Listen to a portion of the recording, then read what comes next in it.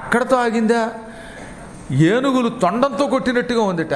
అలాంటి జలధారల మధ్యలో జలం నెత్తి మీద మొత్తేస్తున్నా సరే నెత్తి మీద తువ్వాలలా కప్పుకుని పరుగున అత్తారింటికి వెళ్ళాడు.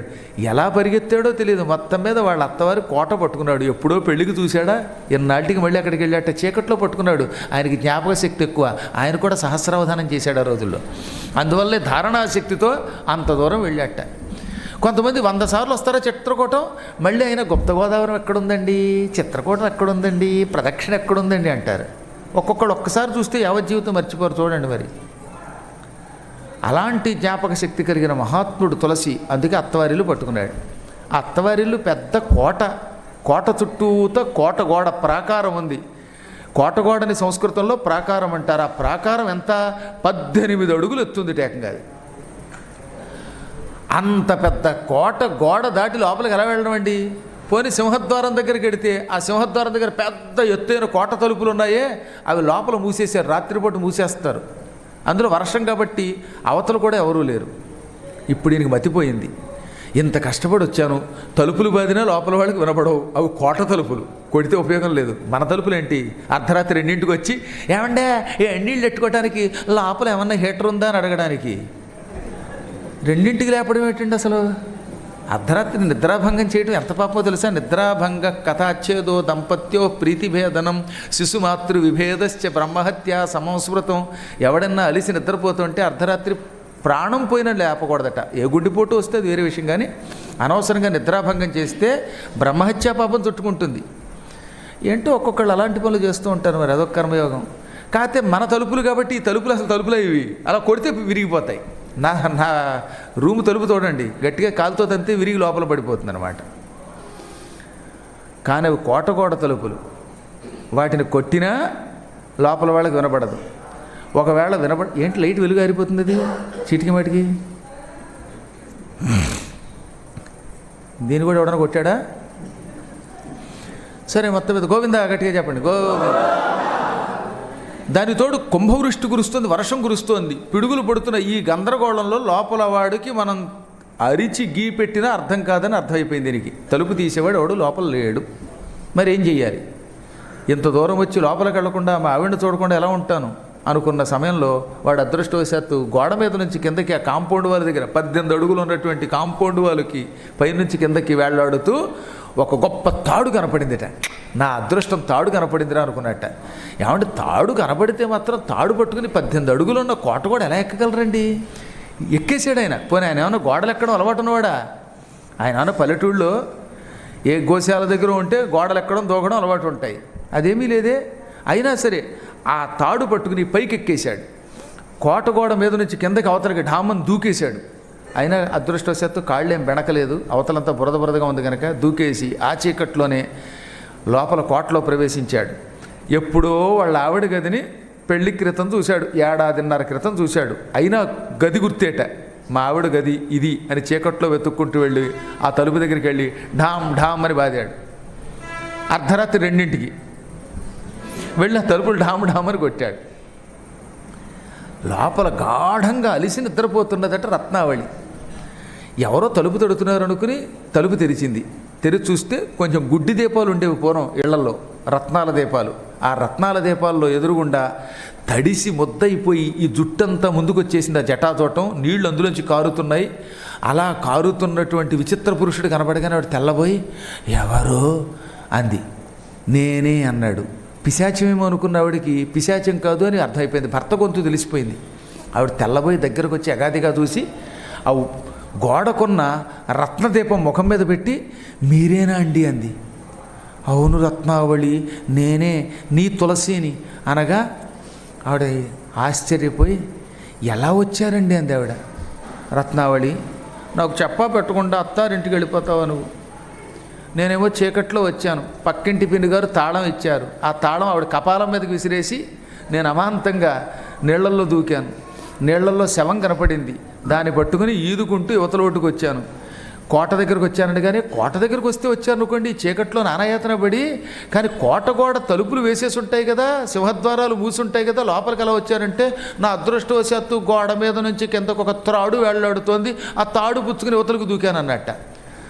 మా కోటగోడ మీద తాళ్ళు ఉండవే అని ఆవిడకి ఏదో అనుమానం వచ్చి ఆ దీపం పుచ్చుకుని బయటకు వచ్చింది. ఆ కోటగోడ ఎక్కడో చూపించిందండి. చూపిస్తే ఆ కోటగోడ కనపడింది. ఆ గోడ దగ్గర వేలాడుతున్నది కొండ చిలువ. అదేమో ఈ చీకట్లో కంగారు పడి ఎలాగో ఎక్కేసింది కోట. కోట మంచి కిందకి దిగుదాం అనుకుంటూ తోక కిందకి పెట్టిందిట. ఆ తోకట్టుకు పైకి ఎక్కేసాడు. దాంతో అది కంగారు పడి కోటను గట్టిగా కరిచి పట్టుకుంది. ఈ కంగారులో తోక చివర ఈయన గట్టిగా పట్టుకోవడంలో తెగి ఆ రక్తం కూడా ఒంటికి అంటుకుందిట. అయినా ఆయనకి తెలియలేదు. మామూలుగా పావును పట్టుకుంటే తడిసిపోతాం, చీకట్లో తాడును చూస్తే పాము అనుకుంటాం, ఈయన పావును తాడు అనుకున్నట్ట. సాధారణంగా చీకట్లో తాడును చూస్తే ఏమనుకుంటాం? రజ్జు సర్పభ్రాంతి అంటారు. రజ్జునే తాడునే సర్పం అనుకుంటారు. కానీ ఈయన సర్పరజ్జు భ్రాంతి అయ్యింది, సర్పం రజ్జు అయింది దీనికి. ఆహా, అప్పుడంది ఆవిడ, కామాతురాణం నా భయం నా లజ్జ అంటే ఏమిటో అనుకున్నాను, మీ దగ్గర తెలుసుకున్నాను. ఏమండి, ఒక స్త్రీ మీద మీకు ఇంత వ్యామోహమా? ఒక్కసారి నా శరీరాన్ని చూడండి. ఈ శరీరం మీద అంతా చర్మం, చర్మం కింద ఉన్నదంతా రక్తం, మాంసం, నాడులు. ఈ చర్మం తీసేస్తే నన్ను మీరు గుర్తుపట్టగలరా? నారీ స్తనభర నాభిదేశం దృష్ట్వా మాగా మోహావేశం ఏతన్మాంసవసాది వికారం మనసి విచింతియ వారం వారం. నేటికి 2000 సంవత్సరాల క్రితం శంకరాచార్యుడు రాశాడు ఈ శ్లోకాన్ని. 550 ఏళ్ల క్రితం తులసీదాసుతోటి వాళ్ళ ఆవిడ చెప్పింది. శంకరాచార్యులు ఎంత ప్రాచీనుడో ఆలోచించండి. ఆయన తులసీదాసు కంటే 1500 సంవత్సరాల ముందు వాడు. ఈ శరీరం, ఈ అందమైన చర్మం, ఈ స్తనాలు, ఈ ముఖం, ఈ నాభి ఇవన్నీ చూచి మోహావేశం పొందకు. ఇదంతా మాంస వసాది వికారం. పైన చర్మం, అడుగున మాంసం, ఆ మాంసంతో కొవ్వు, రక్తం, చీము ఇవే ఇందులో ఉన్నవి. మలమూత్ర భూయిష్టమైన శరీరం ఇది. దీని మీద వికారంతో, వ్యామోహంతో రాముణ్ణి విడిచిపెట్టావు. అయినా సహించాను. రాత్రికి రాత్రి అత్తవారింటికి శవమెక్కి నది దాటి వస్తావా? పాము తోకపుచ్చుకొని కోటగోడని లంఘించి వస్తావా? ఇంత వ్యామోహమా? ఈ రామ మీద పెట్టిన ప్రేమ రాముడి మీద పెడితే బాగుపడేవాడు వందిటావిడ. అది రామ అంటే స్త్రీ అని అర్థం. ఆకారాంత స్త్రీలింగం. రామ అంటే స్త్రీ, రామ అంటే రామచంద్రుడు. అందుకే రామాయణంలో రామ అయ్యనం రామాయణం, రామా అయ్యనం రామాయణం. రామాయా అంటే సీతాదేవి యొక్క అయనం, చరిత్ర, నడవడి రామాయణం.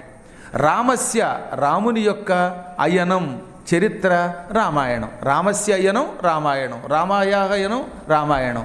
అందుకే కృత్స్నం రామాయణం అని చెప్పి మళ్ళీ మనకి ఎక్కడైనా అర్థం కాదేమోనని సీతాయాశ్చరితం మహత్ అన్నాడు ఆయన. ఒరే నాయన, రామాయణం అంటే రామ అయనం సవర్ణ దీర్ఘం అనుకుంటారు, రామ కూడా ఉందిరా, అది మీకు అర్థం కాదని నేను మళ్ళీ వాచ్యం చేస్తున్నాను అని ఏం చేశాడు ఆయన? సీతాయా చరితం మహత్, నేను రాస్తున్నది పవిత్రమైన సీత చరిత్ర అన్నాడు ఆయన. కాబట్టి ఇవిడేమంది? రామ మీద పెట్టిన వ్యామోహం, రామ మీద చూపించే ప్రేమ రాముడి మీద చూపిస్తే నీవు బాగుపడేవాడు అనగానే ఆయనకి కళ్ళు తెరుచుకున్నాయిటండోయ్. అప్పటిదాకా ఎవరెంత చెప్పినా వెళ్ళలేదు, కానీ ఈ ఆఖరి మాస గుండెల్లో గుచ్చుకుపోయింది. చిట్ట చివరిగా ఆవిడ చెప్పిన మాట ఉన్నదే, రామ మీద వద్దు వ్యామోహం, రాముడి మీద ఉంచు, ఇది మాంసంతో కూడిన శరీరం అనగానే కాలం కలిసి వచ్చింది. సమయం అప్పుడు ఆసన్నమయ్యింది. రాముడి అనుగ్రహం కలిగింది. టక్కున కామపూరితమైన ఆయన నేత్రాలు తెరుచుకున్నాయి. జ్ఞానోదయమయ్యింది. వెంటనే ఆయన భార్యకి నమస్కరించాడు. నువ్వే నా గురువు అన్నాడు. ఇంతవరకు నాకు విషయం అర్థం కాలేదు. నేను చిన్నప్పటి నుంచి శ్రీరామ జయరామ అన్నవాణ్ణి, మధ్యలో నిన్ను చూచాను, వ్యామోహంలో పడిపోయాను, నువ్వు తప్ప మరొక లోకం లేదనుకున్నాను, నీ కొంగుపుచ్చుకు తిరిగాను, టింగురంగానే తిరిగాను, సర్వకాల సర్వావస్థలలో స్త్రీ వ్యామోహంతో తిరిగి భ్రష్టుండైపోయాను. ఇప్పుడు నన్ను శిష్టుణ్ణి చేశావు, ఈ క్షణం నుంచి నేను విడిచి వెళ్ళిపోతున్నాను, రాముడిని పట్టుకుంటున్నాను అని పరుగు పరుగున వెనక్కి తిరిగాడు. దాంతో ఇవిడు కంగారు పడి చీకట్లో వెళ్ళిపోతాడని వెళ్ళకండి వెళ్ళకండి ఏదో అన్నానండి అందట. ఏదో అంటే ఊరుకుంటట్టండి అయినా. ఒకసారికి ఆయనకి జ్ఞానోదయం అయింది. మళ్ళీ భార్య మొహం చూడలేదు. పరుగు పరుగున అక్కడి నుంచి వెళ్ళిపోయాడు. ఆ వెళ్ళడం యమునులు దూకేశాట. చచ్చిపోతే చచ్చిపోతాను, రాముణ్ణి విడిచిపెట్టి స్త్రీ వ్యామోహంలో పడిన ఈ జన్మ వ్యర్థం అనుకుని యమునలో దూకాడు. ఆ యమున ప్రవాహం ఆయన్ని కొట్టుకుంటూ తీసుకొచ్చి ప్రయాగ దగ్గర గంగలో కలిపింది. ఒకసారి ఆలోచించండి, భయంకరమైన వర్షం కురుస్తూ ఉంటే మహాప్రవాహం యమున ఒక పక్కన, మరో ప్రవాహం గంగ ఒక పక్కన, ఈ రెండూ కలిసి సుళ్ళు తిరుగుతూ ఆయన్ని కాశీ తీసుకొచ్చాయి. కాశీ దగ్గర ఓ సన్యాసి ఆయన జుట్టు పుచ్చుకుని పైకి లాగేట. ఎక్కడి ఈ రాజాపురం, ఎక్కడి కాశీ? కాశీలో తేలాడు. అంటే రామచంద్ర ప్రభు ఆయన్ని కాశీ చేర్చాడు, పరమ పవిత్రమైన కాశీక్షేత్రం చేర్చాడు. ఒక కారణజన్ముడి వల్ల ఎన్నో పవిత్ర కార్యాలు జరగాలి గనక ఆయన్ని చావకుండా నదీమ తల్లి కాపాడి ఏం చేసింది, ఆయన్ని కాశీ చేర్చింది. ఎటువంటిదా కాశీ? భక్తియోగ పదన్యాసి వారణాసి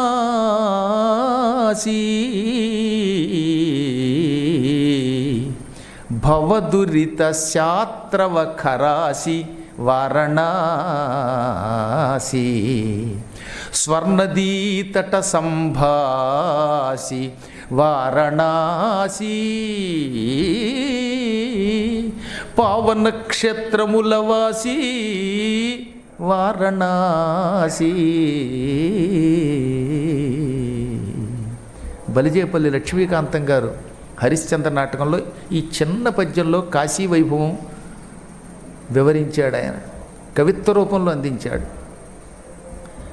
ఈ భూమండలంలో పవిత్రమైన క్షేత్రాలలో కాశీ వంటి క్షేత్రం లేదు, మరొకటి లేదు. పావన క్షేత్రముల వాసి వారణాసి. పవిత్ర క్షేత్రాలలో బాగా ప్రసిద్ధికెక్కిన ఉత్తమ క్షేత్రం వారణాసి. అంటే ఆకాశగంగా తీరంలో పవిత్రమైన స్వర్ణదీ తీరంలో వెలసిన దివ్యక్షేత్రం వారణాసి. స్వర్ణది అంటే గంగానది, స్వహ అంటే స్వర్గము అని అర్థం అనమాట. స్వహ నది స్వర్ణది అంటే దేవలోకము నుండి భూలోకానికి వచ్చినటువంటి నది. గంగానదీ తీరంలో ప్రసిద్ధికెక్కినటువంటి దివ్యక్షేత్రం వారణాసి. అంటే భక్తి అనేది ఒక యోగం అయితే ఈ భక్తి యోగం తన పాదం ఉంచిన దివ్యక్షేత్రం వారణాసి. అందుకే వారణాసి క్షేత్రంలో ఉన్నవాడికి భక్తి ఎక్కువగా ఉంటుంది. వారణాసి భక్తి క్షేత్రం అన్నమాట. మనం పుట్టాక ఎన్ని పాపాలు చేసాం, ఒకటా రెండా, అసంఖ్యాకంగా పాపాలు చేస్తూనే ఉన్నాం, చేసాం, ఇంకా చేయబోతున్నామేమో తెలియదు. ఈ పుట్టిన తర్వాత మనం చేసే పాపములనే శత్రువులను నరికి అవతల పారేసే పదునైన కత్తి వారణాసి. కత్తి శత్రువులను నరుకుతుంది, పాపములనే శత్రువులను కాశీ అనే కత్తి నరికి అవతల పారేస్తుంది. అటువంటి వారణాసి చేరగానే ఆయన అదృష్టవశాత్తు మహానుభావుడైన ఒక సద్గురువు దొరికాడు. రామదాసుడు అంటారు ఆయన్ని. ఆయన డుంఠి విఘ్నేశ్వర దర్శనం చేయించి, కాశీ విశ్వేశ్వరుడి దర్శనం చేయించి, అభిషేకం చేయించి, అన్నపూర్ణాదేవిని, విశాలాక్షిని వాళ్ళందరినీ చూపించి, ఆ తర్వాత ఆయనకి ఇప్పుడు తులసీదాస్ ఆశ్రమం ఇంకా అక్కడ ఉన్నది చూశారుగా మీరు, చాలామంది చూశారు. అక్కడ తులసీదాసు గారి ఆశ్రమం ఒకటి ఉన్నది. ఆ ఆశ్రమం చూపించి పెద్ద మర్రి చెట్టు ఉంది అక్కడ ఇప్పటికి కూడా. ఈ మర్రి చెట్టు దగ్గర ఒక ఆశ్రమం పెట్టుకో, రోజు పొద్దున్నే విశ్వేశ్వర దర్శనం చేసుకో, గంగా స్నానం చెయ్యి. ఆ రోజులో నడిచి అంతండి, వాళ్ళు మహావేగంగా నడిచేవాళ్ళు, అరగంటలో వెళ్ళిపోయేవట్టేనా. వెళ్ళి అక్కడ గంగా స్నానం చెయ్యి. నిత్యం గంగా స్నానం చేసినవాడు, గంగాజలం తాగినవాడు వైకుంఠానికి పోతాడని శాస్త్రం. అందుకని స్నానం చేసి విశ్వేశ్వర దర్శనం చేసుకుని ఇక్కడ కూర్చో. కాశీలో రామనామస్మరణం చాలా గొప్పది. అందుకే కాశీలో ఏం చేస్తారు, ఇప్పుడు కూడా రామ రామ అంటారు. ఎవరన్నా చచ్చిపోతే రామ నామ సత్యహై, రామ నామ సత్యహై అని శవాలు మోసుకుపోతారు. శివుడు చచ్చిపోయిన వాడి చెవిలో ఓంకారం రామనామం చెబుతాడు అక్కడ. ఆ కథలన్నీ కాశీఖండంలో మీరు విన్నారు ఇదివరకు. మళ్ళీ ఎప్పుడో ఒకప్పుడు అవకాశం ఇస్తే కాశీలో కాశీఖండం చెప్పుకుందాం, అది వేరే విషయం. అందుకని ఇక్కడ రామాయణాన్ని నువ్వు పూర్తిగా చదివి ప్రజలకు పురాణంగా చెప్పు అని గురువుగారు చెప్పారట. అందుకని ఆయన ఆశ్రమం పెట్టుకుని భక్తితో కొంతకాలం పాటు భార్య ఉపదేశించిందిగా రామస్మరణ చేసుకోమని ఆ రామనామం చెప్పించుకుంటూ రత్నావళి నా గురువు అని చెప్పుకుని ఆవిడ్ని తలుచుకుని, భార్య గురువైంది కనుక ఆవిడ్ని తలుచుకుని, ఇప్పుడు మంత్రం ఇచ్చిన గురువుని తలుచుకుని రోజు రామాయణం 24,000 శ్లోకాలు కొంచెం కొంచెం పారాయణ చేసేవాడు. ఒక్క రోజులు అవ్వవు కదా, రోజు కొద్ది కొద్దిగా పారాయణ చేయటం. పారాయణ చేశాక కొంతకాలం పోయాక ఆయనకి ఏమనిపించింది, చదివిన దాన్ని ప్రజలకి పురాణంగా చెబుదాం అనుకున్నాడు. మర్రి చెట్టు దగ్గర సాయంకాలం పూట కూర్చుని, సంధ్యావందనం అయిపోయాక మర్రి చెట్టు దగ్గర కూర్చుని కొన్ని గుడ్డి దీపాలు, ఆవదం దీపాలు, రత్నాల దీపాలు పెట్టుకుని భక్తులకి పురాణం చెప్పడం మొదలెట్టాడు. ఈయన మహాత్ముడు, ఈయన చెబుతూ ఉంటే పురాణం చాలా బాగుండేదని జనం వచ్చేవారట. ఏమండి, చెప్పేవాడు సరిగ్గా అర్థమయ్యేలాగా తాను అనుభవించి చెబుతూ ఉంటే అది వినేవాళ్ళు రాకుండా ఉంటారా? బాగా స్పష్టంగా అర్థమవుతున్నప్పుడు మధురమైన కంఠంతో మహానుభావుడు పురాణం చెబుతూ ఉంటే అది వినాలి అని అజ్ఞాని కూడా అనుకుంటాడు. అటువంటి మహానుభావుడి పురాణం కూడా వినలేని దురదృష్టవంతుడిని ఎవడో బాగు చేయలేడు, పక్కన పెట్టండి. ఆ మహాత్ముడి కంఠం బాగుండేది, ఆయన గానం బాగుండేది, భక్తితో తన్మయత్వంతో పాత్రలో లీనమై అనుభవించి రామాయణం చెబుతూ ఉంటే అసంఖ్యాకంగా భక్తులు వచ్చేవారట. కాశీ మొత్తం తరలి వచ్చేది, అతనికేసి వచ్చేది. ఆయన క్రమంగా ఇలా రామాయణం చెప్పడం మొదలెట్టాడు. ఇంకా కిష్కింధాకాండ, తర్వాత కొద్ది రోజుల్లో సుందరకాండ రావాలన్నమాట. ఈ లోపు ఏం జరిగింది? రోజు సాయంకాలం సంధ్యావందనం చేశాక ఈ సంధ్యావందనంలో ఉన్న జలం ఉంటుంది, అర్ఘ్యజలం. ఈ జలాన్ని మర్రి చెట్టు మొదట్లో పోసి అప్పుడు ఆయన పురాణానికి సిద్ధపడేవాడు. సంధ్యా సమయంలో పురాణం చెప్పకూడదు, అది అయ్యాక చెప్పాలని శాస్త్రం. అందుకనే ఆయన సంధ్యావందనం అయ్యాక చెప్పేవాట. ఒక రోజున సంధ్యావందనంలో అరివేణంలో తాను పోసుకున్నటువంటి అర్ఘ్యజలాన్ని రోజులాగే అక్కడ తన ఆశ్రమంలో ఉన్న మర్రి చెట్టు మొదట్లో పోశాడు. అలా పొయ్యిగానే మర్రి చెట్టు మీద నుంచి ఢామ్ అనే శబ్దంతో కిందకు ఒక బ్రహ్మరాక్షసుడు దూకాడు. పెద్ద శరీరం వాడిది, నల్లగా ఉన్నాడు, పెద్ద పెద్ద ఇంతంత కళ్ళున్నాయి, ఎర్రని కళ్ళున్నాయి, వాడికి పెద్ద కూరలున్నాయి, ఇంతంత డొప్ప చెవులున్నాయి, ఏతాకుల్లాగా పొడుగ్గా ఉన్న ముళ్ళ జుట్టు ఒకటి ఉంది వాడి నెత్తి మీద. అటువంటి భీకరమైన కళేవరంతో బ్రహ్మరాక్షసుడు కిందకు దొగ్గానే ఇంత తులసీదాసు ఒక క్షణం వణికిపోయట, కంగారు పడ్డట. మళ్ళీ మహాత్ముడు గనక సర్దుకుని కస్త్వం అన్నాడు. కశ్చిత్ బ్రహ్మరక్షోహం అన్నాడు వాడు. నువ్వెవడివి అనగా నేను ఒకనొక బ్రహ్మరాక్షసుని అన్నట్ట. ఈ చెట్టు మీద ఏం చేస్తున్నావు అన్నట్ట. ఈ చెట్టే నా నివాస స్థానం అండి, మీకు ఒక ఉపకారం చెయ్యాలని, మీ సేవ చెయ్యాలని వచ్చాను. మహాత్మా, నేను పూర్వకాలంలో ఒక బ్రాహ్మణుణ్ణి. ఆ రోజుల్లో ఇష్టం వచ్చినట్టుగా వేద విద్యని అడ్డమైన వాడికి అమ్మాను. డబ్బిస్తే తప్ప పాఠం చెప్పలేదు. డబ్బు ఎక్కువ పుచ్చుకుని పాఠం చెప్పిన వాడల్లా బ్రహ్మరాక్షసులే పుడతాడు. ఎక్కువ డొనేషన్లు పుచ్చుకున్న కార్పొరేట్ కాలేజీ వాళ్ళంతా వచ్చే జన్మలో బ్రహ్మరాక్షసులు వాడు. నేను చెప్పలేదు, తులసీదాస్ చరిత్రలో చెప్పారు.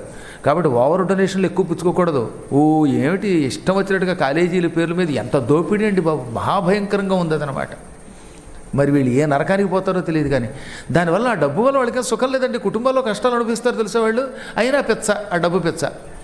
ఇప్పుడు ఈ కలియుగంలో ఎక్కువ మందికి గుండెకాయ డబ్బని కొట్టుకోవడంలో లబ్బు పోయి, డబ్బు లేదు, ఉత్తి డబ్బే మిగిలింది. లబ్బు పోయి డబ్బు డబ్బు అని కొట్టుకొని చివరికి జబ్బు పడి చచ్చిపోతున్నారు. వీడు కూడా అలాగే ఒకప్పుడు ఎక్కువ డబ్బులు పుచ్చుకుని పాఠం చెప్పాట. ఆ మహాపాపంతో బ్రహ్మరాక్షసుడై 100 ఏళ్లుగా ఈ చెట్టును ఆశ్రయించుకున్నాను నేను. మా బ్రహ్మరాక్షసులకి ఏదో చెట్టు ఉంటే కానీ బ్రతకలేము. అందులో మర్రి చెట్టు అయితే మాకు బాగా సుఖంగా ఉంటుంది. అందుకే బ్రహ్మరాక్షసులు మర్రి చెట్లను ఆశ్రయించుకుంటారు. బ్రహ్మరాక్షసులకి ఆహారం లభించడం కష్టమట. ఎందుకని? తక్కిన రాక్షసుల్లా వీళ్ళు ప్రజల్ని చంపి తినలేరట. బ్రహ్మరాక్షసులు ఏం చేస్తారంటే చెట్టు కింద ఎవడన్నా వస్తే అని బెదిరిస్తారు. వాడు బెదిరితే మాత్రమే వాడిని చంపుకు తినగలరట. ధైర్యంగా ఎవడవరా నువ్వు అని ఎదురు తిరిగితే మాత్రం ఈ బ్రహ్మరాక్షసులు ఏవీ చేయలేరు. అందువల్ల నేను ఈ చెట్టును ఆశ్రయించుకున్నాను. ఎవడన్నా ఈ చెట్టు కిందకు వస్తే వాడిని బెదిరించేవాడిని, బెదిరితే చంపుకు తినేవాడిని, బెదరకపోతే నేనేం చేయలేకపోయేవాడిని. ఈ మధ్యకాలంలో ఎవరు ఇక్కడికి రాక ఆహారం లేక మలమల మాడిపోయాను. ఆ సమయంలో నువ్వు ఇక్కడ ఆశ్రమం కట్టుకున్నావు. ఆశ్రమం కట్టుకుని రోజు సంధ్యావందనం చేసి ఆ అర్ఘ్యజలాన్ని ఈ చెట్టు మొదట్లో పోస్తున్నావు. ఆ నీరు నా దాహం తీర్చి నా ఆకలి తీర్చింది. పవిత్రమైన మంత్రజలం కదా, గాయత్రీ మంత్రపూర్వకముగా ఇచ్చిన ఈ అర్ఘ్యజలంతో నా ఆరోగ్యం బాగుపడింది, నా కడుపు నిండింది, దాహము తీరింది, హాయిగా చెట్టు మీద సుఖంగా ఉన్నాను. సంవత్సర కాలం పాటు అర్ఘ్యజలాన్ని తాగిన బ్రహ్మరాక్షసుడికి శాప విముక్తి అవుతుంది అని విశ్వామిత్రుడు చెప్పాడు. ఇంకొక రోజు రేపు కూడా నేను నీ అర్ఘ్యజలం తాగితే ఇంకా నాకు శాప విముక్తి అవుతుంది. వెళ్ళిపోయే ముందు నీకు ఒక్క ఉపకారం చెయ్యాలనుకున్నాను. నేను నీ ద్వారా ఉపకారం పొందానుగా, ఉపకారం చేసిన వాడికి ఉపకారం చేయకపోతే శాప విముక్తి అవ్వదు. అందుకనే నేను నీకు ఉపకారం చేయాలనుకుంటున్నాను. నువ్వు ఏదైనా ఒక కోరిక కోరుకుంటే ఆ కోరిక తీరుస్తాను. నీ కోరిక తీర్చానంటే నాకు శాప విముక్తి అయిపోతుంది, నేను స్వర్గానికి పోతాను. దయతో ఏదైనా ఒక్క కోరిక కోరుకో అన్నట్ట. అప్పుడు ఆయన పక్కపక్కనవి ఇంకా నాకు కోరికలు ఏం లేవు. ఒకప్పుడు ఉండేది కోరిక. మా ఆవిడ ఆ కోరికని తీరిక చేసుకుని తీర్చింది. ఆవిడ ధర్మమానని వ్యామోహాల్లోంచి బయటపడ్డాను. ఇంకా నాకేమున్నాయి కోరికలు? హాయిగా రామనామం జపం చేసుకోవడం, రామాయణం చదవడం, ఆ రామాయణాన్ని మహానుభావులైన భక్తులకు చెప్పడం, ఇంతకు మించి వేరే కోరిక లేదు. వచ్చిన భక్తులు తృణమో పణమో పెడుతూ ఉంటారు. పుణ్యాత్ములు కొంతమంది ఉంటారు కదా, భక్తులు వచ్చిన వాళ్ళు సంతోషగుప్తా లాంటి వాళ్ళు ఉంటారు. వాళ్ళు అక్కడ పండు పెడతారు, ఏదో లడ్డు, తిరుపతి లడ్డు పెడతారు. ఆ లడ్డు, ఆ పండు నాకు ఫుడ్ చాలు, ఇంకా నాకు వేరే ఏమొద్దు. నువ్వు వెళ్ళిరా అంటే, బాబు మీకోసం కదండి, మీకు కోరికలు లేవని నాకు తెలుసు, కానీ నా కోసం కోరుకోండి, ఏదో ఒక వరం మీకు ఇవ్వాలి, నేను ఏదో ఒక కోరిక మీకు తీర్చాలి, మీరు చెప్పిన పని చేస్తే నాకు విముక్తి, ఈ బ్రహ్మరాక్షసుడికి విముక్తి కలిగించడానికి ఒక్క కోరిక కోరుకోండి అనగా ఆయన జాలిపడి, సరే కోరుకోమంటున్నావు కాబట్టి కోరుకుంటున్నాను, నాకు సీతాలక్ష్మణ సమేతుడైన రాముడి దర్శనం చేయించన్నట్టు. వెంటనే ఢామని కింద పడిపోయాడు వీడు, ఈ బ్రహ్మరాక్షసుడు. వాడికి పెరాలసిస్ వచ్చేసింది, మూతిలా పక్క పెట్టి ఇలా కాసేపు కొట్టుకున్నట్ట. అదేమిటి అలా కొట్టుకుంటున్నామంటే, మరి లేకపోతే ఏమిటండి, ఏదన్నా ఓ 1,00,000 రూపాయలు కావాలంటే టక్కన ఎక్కడి నుంచో ఎత్తుకొస్తాం బ్రహ్మరాక్షసులం కనుక మహామహిమతో. 2,000 కట్టలు ఎవరి దగ్గరైనా ఉంటే అవి పట్టణమంటే పట్టుకొస్తాం, బంగారం తెమ్మంటే తెస్తాం, అలాంటి కోరికలు తీరుస్తాం. కానీ సీతాలక్ష్మణ సమేతుడైన రాముడి దర్శనం నీకు చేయించడమా? ఇలాంటి కోరికలు ఎవరన్నా కోరతారండి? కోరితే మాత్రం తీరుస్తారండి. మేమెవరం? బ్రహ్మరాక్షసులం. రాముడిని కాదు కదా, రాముడి చేతిలో బాణం చూస్తే గుండెకి తెచ్చిపోతాం. రామ రామ అని ఎవరన్నా గట్టి, కొంతమంది పులికాకలు పెడతారు, జై శ్రీరామ్ అని అరిచారంటే హార్ట్ అటాక్ ఉన్నవాడు అంటే చచ్చిపోతాడు. అలాంటి పెడబొబ్బు ఎవడన్నా జై శ్రీరామ్ అని పెట్టాడా, మా బ్రహ్మరాక్షసులను చచ్చిపోతాం. రాముడు అంటే అంత భయం మాకు. అసలు రామశబ్దానికే వణికిపోయే మేము రాముడి దర్శనం చేయించగలమా? పైగా సీతాలక్ష్మణులతో కూడిన రాముడి దర్శనం నీకు చేయించడమా? ఏమండి గురువుగారు, ఎంత వేళాకోళం ఆడుతున్నారు నాతో, నా వల్ల అవుతుందా? నేనెంత, నా బతుకు ఎంత? ఒకసారి ఆలోచించండి. ఏదో మీరు కోరుకుంటే ఓ లడ్డు తెమ్మంటే తెస్తాం, భరతగుప్తా గారి పిలక పీకి తెమ్మంటే మీ చేతిలో పెట్టగలుగుతాం. అలాంటి చిన్న కోరికలు కోరుకోండి, అంతేగాని పెద్ద పెద్ద కోరికలు కోరకండి అనగా ఆయన నవ్వి, నాకేం వద్దు, సీతాలక్ష్మణ సమేత రామదర్శనం చేయిస్తే చేయించు, లేదా నీ దారి నువ్వు పో అన్నట్ట. కొంప ముంచారండి బాబు, మీ కోరిక తీర్చాలి, అందులో మాట ఇచ్చాక అసలు తీర్చాలి, తీర్చకపోతే నాకు విముక్తి ఉండదు, అలాగని సీతాలక్ష్మణ సమేత రామదర్శనం చేయించలేను ఎలాగని ఆలోచించి, దర్శనం చేయించలేను కానీ దర్శనం చేయించేవాడిని చూపిస్తాను, ఆ పని చేసినా నాకు విముక్తే. కాబట్టి మీరు ఓ పని చేయండి, మీకు దర్శనం చేయించే ఒక ఆయన్ని చూపిస్తాను, ఆయన కాళ్ళు పట్టుకోండి, ఆయన సీతాలక్ష్మణ సమేత రామదర్శనం చేయిస్తారనగానే ఎవరండి అన్నట్టు ఆయన. ఎవరేమిటి? ఆంజనేయుడు. ఆంజనేయుడు పట్టుకో రామదర్శనం అవుతున్నాను కానీ పక్కపక్క నవ్వి, ఏం బ్రహ్మరాక్షస, నేను కోరిన కోరికకి ఇది కౌంటర్ వేయడమా? లేకపోతే ఆంజనేయుడు పట్టుకుంటే రాముడు దర్శనం ఇస్తాడని నాకు తెలుసు, కానీ ఆంజనేయుడి దర్శనం అవ్వద్దా అన్నట్ట. ఆంజనేయుడు పట్టుకుంటే రాముడు చూపిస్తాడు, కానీ ఆంజనేయుడు ఎలా దొరుకుతాడు అనగా, మహాత్మా ఆ మాత్రం నీకు అర్థం కదా, నువ్వు పండితుడు కదా, నువ్వు రోజు రామాయణం చెబుతూ ఉంటే ఇంతమంది జనం వస్తున్నారే, ఇందులో ఆంజనేయుడు లేడనుకుంటున్నావా అన్నట్ట. ఆంజనేయుడు నా పురాణం వినడానికి వస్తున్నాడా అన్నాడు తులసీదాస్ తెల్లబోయి. ఎందుకు రాడు? ఎత్ర ఎత్ర రఘునాథ కీర్తనం తత్ర తత్ర కృతమస్తకాంజలిం బాష్పవారి పరిపూర్ణలోచనం మారుతిం నమత రాక్షసాంతకం అని నువ్వు రోజు ప్రార్థన చేస్తున్నావే, ఆ ప్రార్థన మర్చిపోయావా? ఎక్కడ రాముడి కథ జరుగుతుందో, ఎక్కడ రాముడిని పొగుడుతామో అక్కడికి హనుమంతుడు వస్తాడు, చేతుల్లో తల పెట్టుకుంటాడు. అందుకని కృత మస్తక అంజలిం. అంజలిం అంటే చేతులు. ఈ చేతులు రెండు జోడిస్తే దాన్ని అంజలి అంటారు. అందులో తలకాయ పెట్టి కన్నీళ్లు కారుస్తూ ఆ కథ వింటాట ఆంజనేయుడు. ఇప్పుడు ఇక్కడ మీరు కూడా, ఇందులో మీలో ఎవడో ఒక ఆంజనేయుడు ఉంటాడు తెలిసిన, ఆ పైన కూర్చుని ఉండొచ్చు ఆంజనేయుడు, ఇక్కడ కూర్చుని ఉండొచ్చు, ఇక్కడ కూర్చుని ఉండొచ్చు. రామకథ జరుగుతూ ఉంటే మారు వేషంలో వచ్చి ఆంజనేయ స్వామి వారు తల వంచి ఆనంద బాష్పాలు కారుస్తూ అక్కడ కథ వింటాడు. అయిపోయాక స్వస్తి అయ్యాక వెళ్ళిపోతాడు. నువ్వు రోజు పురాణం చెబుతుంటే అలా ఒక మహాత్ముడు వస్తున్నాడు, ఆయన ఆంజనేయుడు. ఆంజనేయుడు రాగానే మేము బ్రహ్మరాక్షసులం వణికి దూరంగా పారిపోతాం. ఎందువల్ల? భూత పిశాచ నికటనహి ఆ వై మహావీర జప నామ సునావై. ఆంజనేయుడి పేరు వినగానే భూత ప్రేత పిశాచాలు గజ గజ వణకి దూరంగా పారిపోతాయి. అందుకే నేను పారిపోయేవాడిని. ఆయనే ఆంజనేయుడు. ఆయన ఎలా వస్తాడో తెలుసా? నీ పురాణం వినడానికి అందరికంటే ముందు వస్తున్నాడు చూసా ఒక ముసలాయన, ఆయనే ఆంజనేయుడు. రోజు తులసీదాస్ పురాణం చెబుతూ ఉంటే వినడానికి ఒక ముసలాయన వచ్చేవాట. ఆయన ఓవర్ రిటైర్డ్ అనమాట, మరీ బాగా ముసలివాడు. గెడ్డాలు మీసాలు నెరిసిపోయి కళ్ళు సరిగ్గా కనిపించక ముసలాడు ఒక ఆయన కర్రపోటు వేసుకుంటూ టిక్కు టిక్కు అని వంగి నడిచి వచ్చేవాట. పైగా ఆయనకి కుష్ఠరోగం, పైగా ఈ చేతి వేళ్ళు బాగా పుళ్ళు పడిపోయి రసికారిపోయేవి, మచ్చలతో అసహ్యంగా జుగుప్సాకరమైన శరీరంతో ఉండేవాడు. ఆయన పురాణం వినడానికి వచ్చి అక్కడ కూర్చునేవాట. పాపం కూర్చోగానే జనాలందరూ వచ్చి, హే నీవేమో రోగిష్టాడివి, నీ శరీరం అంతా జుగుప్సగా ఉంది, పుళ్ళు పడ్డాయి, ఈగలు వాలుతున్నాయి, నువ్వేంట్రా పురాణం వినడం, దూరంగా కూర్చొనివారట. దాంతో ఆయన చిత్తం బాబయ్య అని ఆ ముడుచుకున్న చేతులతో ఈ జనాలందరూ ముందు కూర్చుంటే వెనక్కి కూర్చునేవాట గోడ దగ్గర. అందరికంటే చివరిన కూర్చుంటున్నాడే, అందరికంటే ముందు వస్తాడు, అందరూ చివాట్లు పెడుతూ ఉంటే దూరంగా కూర్చుంటాడు. ముసలాడు కుష్ఠరోగగ్రస్తుడిగా కనబడే ఆ ముసలాయన మరెవరో కాదు, ఆయనే ఆంజనేయుడు. ఆ ఆంజనేయ స్వామి వారు రోజు నీవు పురాణం చెబుతూ ఉంటే రాముడి యొక్క స్మరణ వచ్చినప్పుడు, సీత అని నువ్వు అన్నప్పుడు ఆనందంతో కన్నీళ్లు కారుస్తూ మధ్య మధ్యలో పులకించిపోయి కదిలిపోతూ ఉంటాడు. అందరూ వెళ్ళిపోయాక స్వస్తి అన్నాక ఆఖరినొచ్చి నీ పాదాలకి నమస్కరించి నీవిచ్చే తీర్థం పండు పట్టుకెడుతున్నాడు. నువ్వెంత అదృష్టవంతుడివి, ఆంజనేయుడి నమస్కారం అందుకుంటున్నావు. ఆంజనేయుడి సంస్కారం ఎంత గొప్పదో తెలుసునా? రామాయణ కథలు చెప్పేవాడిని వాల్మీకిలాగా రాముళ్ళ చూసి దండం పెడతట్టండి, అది ఆంజనేయుడు గొప్పతనం. నీకు నమస్కరిస్తున్నాడు, ఆయన గురువు. ఆ గురువు నీకు నువ్వే గురువు అని భావించి నమస్కరిస్తున్నాడు. ఆయన కాళ్ళు పట్టుకో, రామదర్శనం అయిపోతుందనగానే ఈయన కన్నీళ్లు పెట్టుకుని, నువ్వు బ్రహ్మరాక్షసుడివి కాదు, నా పాలిటివి బ్రహ్మదేవుడివి, నువ్వు పో, నీకు విముక్తి, రేపు కూడా నీకు పొద్దున్నే అర్ఘ్యం ఇచ్చి నిన్ను ముక్తికి పంపేస్తానన్నట్ట. బ్రహ్మరాక్షసుడు వెళ్ళిపోయాడు. ఇంతలో ముసలాయన వచ్చాడు. ఆ ముసలాయన చూడగానే నోట మాట రాలేదు. కుష్ఠరోగగ్రస్తుడై శరీరం అంతా వణుకుతూ ఉండగా కర్రపోటు వేసుకొస్తున్నాయని చూసి అలా ఉండిపోయాట. కానీ పైకి చెప్పకూడదండి ఇలాంటి రహస్యాలు, అందుకే మాట్లాడలా. ఆయన వచ్చి మూల కూర్చోగానే జనాలందరూ రావడం మొదలెట్టారు. మన జనాలు ఉంటారే, అందరికంటే ఆఖరిని టీలు తాగి, పాప అంతకుముందు వచ్చిన వాడు ఎంత గింజుకు చెప్పినా రామనామం చెప్పినా వినరు, లేటుగా వస్తారన్నమాట. అందరికంటే ముందు వస్తే వాడు ఆంజనేయుడు, అందరికంటే ఆఖరిని వచ్చినవాడు రావణాసురుడు అని చేస్తాను. నేను చెప్పలేదు, వాల్మీకి చెప్పాడు. ఈ రోజు నుంచి చూస్తాం ఎవడు రాముడు, ఎవడు ఆంజనేయుడు, ఎవడు రావణుడు. అందరికంటే ముందు వచ్చేవాడు ది బెస్ట్ అన్నమాట. కాబట్టి ఇప్పుడు అందరికంటే ముందు ఈయన వచ్చాడు. ఇంతలో వెనక వచ్చిన జనాలు, ఎరా ముసలాడా, రోజు నీకు చెప్పలేక చచ్చిపోతున్నావు, కళ్ళు అని దగ్గుకుంటూ ఉంటావు, దూరంగా కూర్చో అన్నారట.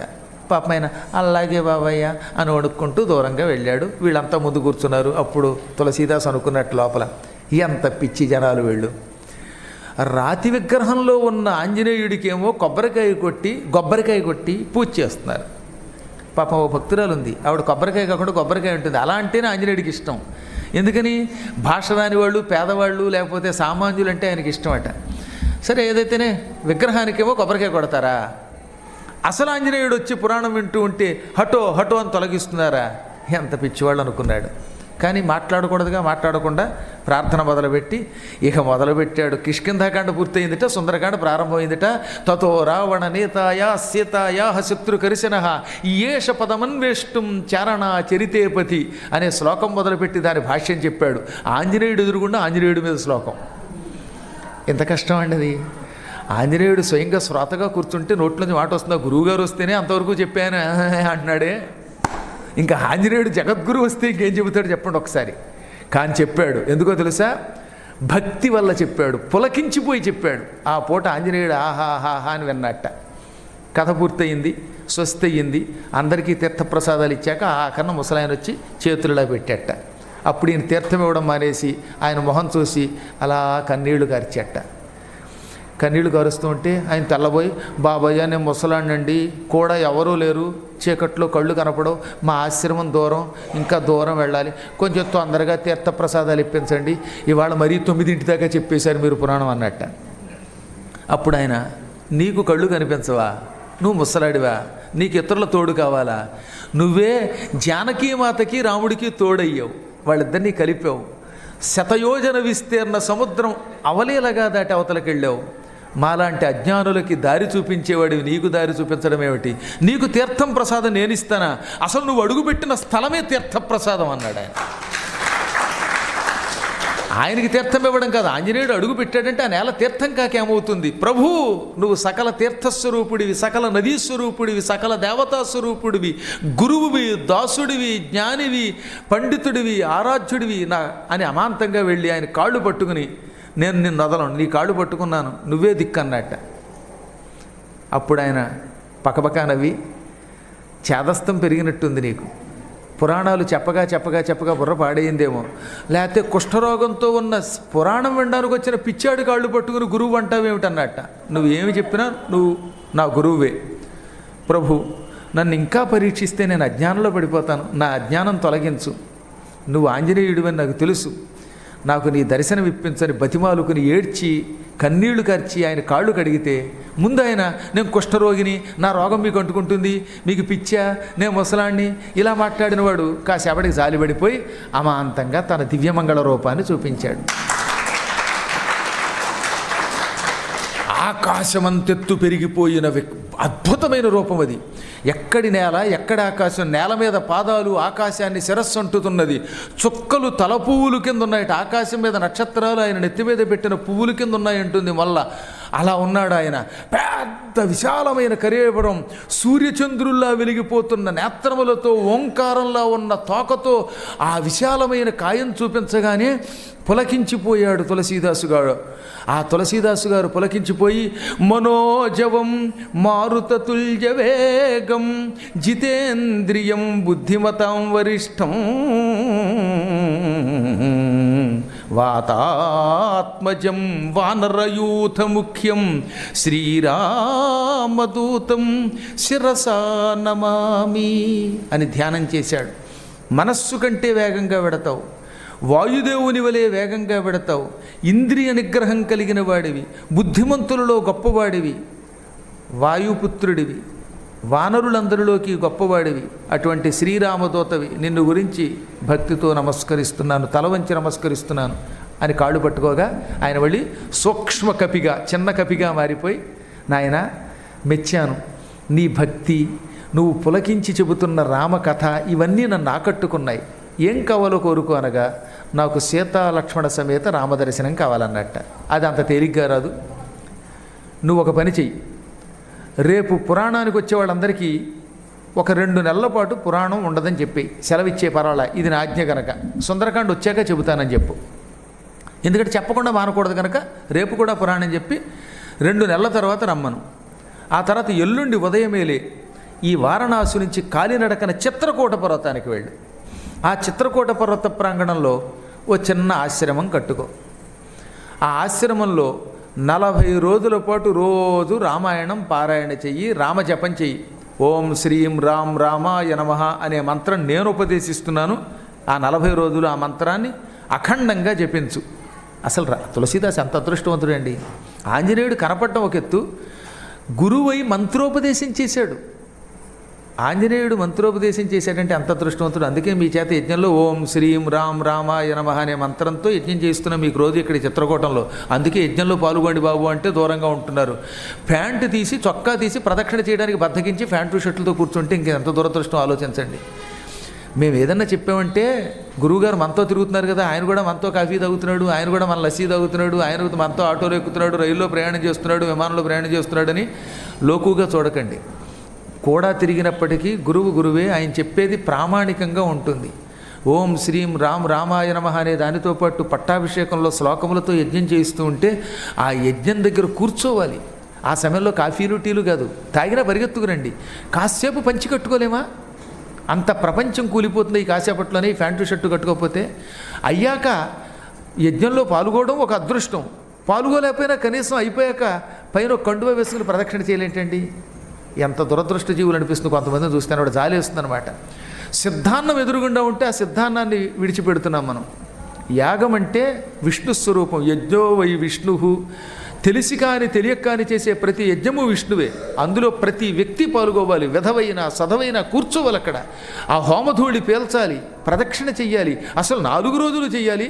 కానీ అందరూ 4 రోజులు పాల్గొంటే తక్కిన వాళ్ళకి అవకాశం ఉండదు కనుక కొంతమంది పాల్గొంటున్నారు. ఎప్పుడు ఎక్కడ యజ్ఞం జరిగినా పాల్గొండి. అదేం పెద్ద ఖర్చు కాదు. ఇంత చేసి ఈ రోజుల్లో అదేమిటంటే ఓ సినిమా ఖర్చు అంత లేదు కదా ఇవాళ ఇక్కడ జరుగుతున్న యజ్ఞం. అయినా వెళ్ళలేకపోవడం ఏమిటి? కాబట్టి కనీసం తక్కిన ఇంక 2 రోజులు ఉందనుకుంటున్నాను నేను. ఈ 2 రోజులైనా ప్యాంటు షర్టు మానేసి కాసేపు ఒక్క పంచి కట్టుకోండి, ఏం కొంపవలగదు. కనీసం లుంగి కట్టుకోండి, పైన తువ్వాలు వేసుకోండి, కాసేపు కూర్చోండి, ఆ మంత్రం వినండి. చదువుతున్నారా ఓం శ్రీం రామ రామాయ నమః అని? ఆ మంత్రం చెవిలో పెడితే ఎంతో అదృష్టవంతులు అవుతారు. అది రామ అష్టాక్షరి మంత్రం. ఆ మంత్రం యుగయుగాలుగా ఎందరో జపించారు. ఆంజనేయుడు హనుమంతుడు స్వయంగా తులసీదాసుకి ఇచ్చిన మంత్రం అది. ఈ మంత్రం అక్కడ చెయ్యి. 40 రోజుల తర్వాత 41వ రోజున నీ ఆశ్రమం దగ్గరకి సీతాలక్ష్మణులతో రాముడు వస్తాడు. వాళ్ళకి నైవేద్యం నువ్వే స్వయంగా వండి సిద్ధం చెయ్యి అనగానే తులసీదాసు ఆనందపడిపోయాడు. ఆంజనేయుడు వెళ్ళిపోయాడు. మర్నాడు సాయంకాలం పురాణంలో జనాలందరికీ ఆ విషయం చెప్పాడు ఆయన. అర్ఘ్యమిచ్చి బ్రహ్మరాక్షసుడికి స్వస్తి చెప్పి ఆయన పంపాడు. ఎల్లుండి ఉదయమే బయలుదేరాడు. రాముడి దర్శనం అవ్వబోతోందనే ఆనందంతో కాలినడకన కాశీక్షేత్రం నుంచి నడుచుకుంటూ చిత్రకూటం వచ్చాడు. మనం బస్సుల్లో నానాయాత్ర పడుతూ వస్తున్నాం అనుకుంటున్నాం, కానీ కాలినడకన వచ్చాడు ఆయన. ఎన్నిసార్లు వచ్చినా తనివి తీరని దివ్యక్షేత్రాలు ఇవి. రోజు చూడవలసిందే, రోజు జపం చేయవలసిందే, రోజు ఆ పరమాత్మను తలుచుకోవలసిందే. దీనికి తనివి తీరడం ఎక్కడ ఉంటుందండి? అయినా నిన్న చూసినట్టుగా రాముడి వాళ్ళు ఉంటాడు, వాళ్ళు ఇంకో ఆనందం కలిగిస్తాడు. నువ్వు ఇంట్లో కూర్చున్నంత మాత్రం చేత నీ గురు కటాక్షం లేకపోతే నువ్వు కాశీలో చచ్చిపోవాలంటే చావవు. కావాలంటే చూడండి, కాశీఖండంలో రాశాడు, గురువు గారి అనుగ్రహం ఉంటేనే నీకు కాశీలో దివ్య మరణం వస్తుంది, లేకపోతే రాదుగాక రాదు. ఇక మీదటైనా మనం మేల్కొని వీలున్నంత వరకు చెయ్యండి. ఆర్థికమైన ఇబ్బందులను దృష్టిలో పెట్టుకుని చేయండి. మళ్ళీ డబ్బుల ఖర్చు అనవసరంగా పెట్టమని ఏ శాస్త్రం చెప్పదు, కానీ భగవంతుడు అనుగ్రహించినంత మేర యాత్రలు చేయాలి, భగవంతుడు అనుగ్రహించినంత మేర దర్శనం చేసుకోవాలి. పాపం కొందరు పేదవాళ్ళు ఉంటారు, పదే పదే తిరగలేరు. వాళ్ళకి ఇంట్లో కూర్చుని గురు భజన చేసిన, గురువు గారిచ్చిన మంత్రం చేసినా మోక్షం ఇస్తాడు పరమాత్మ. ఎందుకంటే వాడికి డబ్బు లేదు, ఎలా వస్తాడు మరి? అందువల్ల పేదల్ని పక్కన పెట్టండి. కొంచెం భగవంతుడు మనకు వెసులుబాటు కల్పిస్తే మాత్రం ఆ మాత్రం డబ్బులతో ఇక్కడ మనం భోజనం చేయగలుగుతాం కనుక అప్పుడప్పుడు ఇలా యాత్రలకు రావాలి. మహానుభావులు యుగయుగములుగా అడుగుపెట్టి తరించిన దివ్యక్షేత్రం ఈ చిత్రకూట పర్వతం అంటే. తులసీదాసు గారు మళ్ళీ కాశీ నుంచి ఇక్కడికి వచ్చాడు, నడిచొచ్చాడు. ఒక ఆశ్రమం నిర్మించుకున్నాడు. రోజు మందాకినిలో స్నానం చేసేవాడు, ఆశ్రమంలో కూర్చునేవాడు, రామాయణ పారాయణ, తదనంతరం వీలున్నంత వరకు ఓం శ్రీం రామ్ రామాయ నమః అనే మంత్రం అలా జపం చేస్తూనే ఉండేవాడు. ఆయనకి ఉందండి కందమూలాలు. పొద్దున ఆ స్ఫటికశిల దగ్గరికి వెళ్ళినప్పుడు కందమూలం అమ్మారు, చూసారా మీకు? అది కందమూలం అంటే. ఆ దుంపల్ని తిని బతికేవారు, ఎంత రుచిగా ఉండేవో. అవి తింటే, పచ్చివి తింటే కాంతి బలం అన్నీ ఉంటాయి, అసలు గ్యాస్ ట్రబులే ఉండదు, ఇంకా ఏ ట్రబులు ఉండదు. అంత హాయి దుంపలు తింటూ ఉన్నాడు ఆయన. దుంపలు తింటూ సుఖంగా బతికాడు. 40 రోజులు దీక్ష సాగింది. 41వ రోజు ఇక తెల్లవారుజామునే వెలుగు వచ్చింది ఆయనకి. 2ంటికే వెలుగు వచ్చేసింది. కాకపోతే పక్కవాళ్ళు తలుపు తట్టలేదు. కానీ చన్నీళ్ళే స్నానం చేసేసాడు ఆయన. మందాకినిలో హాయిగా స్నానం చేసి ఇంకా తెల్లవారితే సీతా లక్ష్మణులతో కూడిన రాముడి దర్శనం అవుతుంది నాకు. ఆంజనేయుడు చెప్పాడు, వాళ్ళ కోసం నైవేద్యం వండమన్నాడు అనుకొని ఈయన తెచ్చుకున్న కొన్ని పదార్థాలు. ఆ రోజుల్లో ఆయనకి కూడా చుట్టుపక్కల ఉన్నటువంటి వాళ్ళు వస్తువులు ఇచ్చారులేండి. అందుకని మంచి పప్పు, అప్పాలంటే ఆంజనేయుడికి రాముడికి ఇష్టం కనుక అప్పాలు, పులిహేర, దద్దోజనం, వంకాయ కూర, టెంకాయ పచ్చడి, సాంబారు, అన్నము, పూరీ కూర ఇవన్నీ వండాడు. ఒక్క కాకరకాయను బెల్లం ఆయనకి ఇష్టం లేదు, అందుకని అది మాత్రం వండలా. కొబ్బరికాయ అంటే పడదు కనుక అది తీసేశాడు. తక్కినవన్నీ చక్కగా అన్నీ చేసి ప్రసాదాలన్నీ నైవేద్యాలన్నీ పెట్టుకున్నట్ట. ఇంకా కాసేపట్లో ఎప్పుడు వస్తాడు రాముడు, ఎప్పుడు వస్తుంది సీత, ఎప్పుడు వస్తాడు లక్ష్మణుడు అనుకుని కూర్చుని ఈ పదార్థాలన్నీ లోపల పెట్టి పైన విస్తళ్ళు కప్పి మళ్ళీ స్వయంగా వండేట్టు. పైగా ఇంతకాలం తర్వాత వండాడు ఆయన. ఎప్పుడో భార్య దగ్గర ఉన్నప్పుడు వండి పెట్టాడు భార్యకి, ఆవిడ చేత పని చేయించలేదులేండి. అసలు భార్యని ఇంట్లో కూర్చోబెట్టి వంట చేసే భర్త దొరికితే ఎంత అదృష్టం ఏంటండి బాబు. అందువల్ల అలవాటు ఉంది కాబట్టి వండాడు.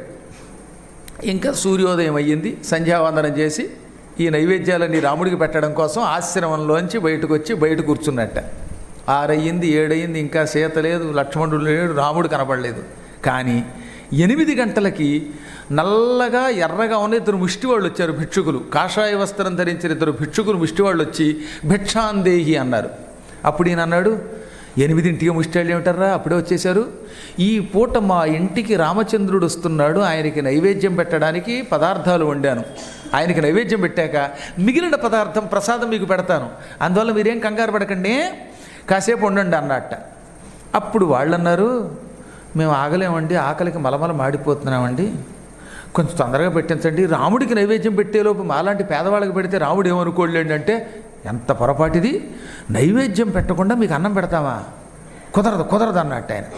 రాముడు రావలసిందే, ఆయనకి నైవేద్యం పెట్టవలసిందే, ఆ ప్రసాదం మీకు పెట్టవలసిందే. నైవేద్యం కాకుండా పొరపాటు కూడా ఎవరికి పెట్టకూడదు, అది మహాపాప అన్నాడు ఆయన. నిజానికి మార్కండేయ పురాణంలో ఏమనుంది, పేదవాడు ఆకలికి చచ్చిపోతున్నాను అని ఏడుస్తూ భిక్షాందేహి అంటే వాడికి అన్నం పెట్టాకే నైవేద్యం పెట్టండి. నైవేద్యం అవ్వలేదు అని వాడికి అన్నం పెట్టకపోతే మహాపాపం, బ్రహ్మహత్యా పాపం చుట్టుకుంటుందిట.